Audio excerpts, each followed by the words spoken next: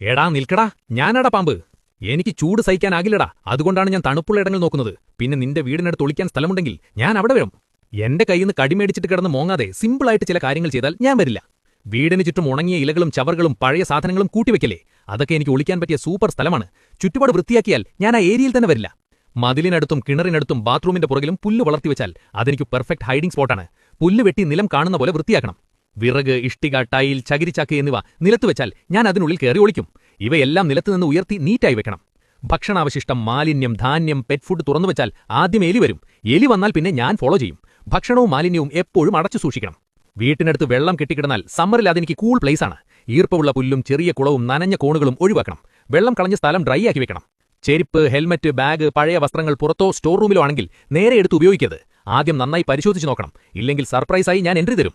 രാത്രിയിൽ വയൽ വഴിയോ വീടിന് പുറകിലൂടെയോ കിണറിനടുത്തൂടെയോ നടക്കുമ്പോൾ ടോർച്ചില്ലാതെ പോകരുത്. വെളിച്ചമടിച്ച് നിലം നോക്കി നടക്കണം. വീട്ടിൽ പാമ്പിനെ കണ്ടാൽ ഹീറോ ആകാൻ ശ്രമിക്കണ്ട.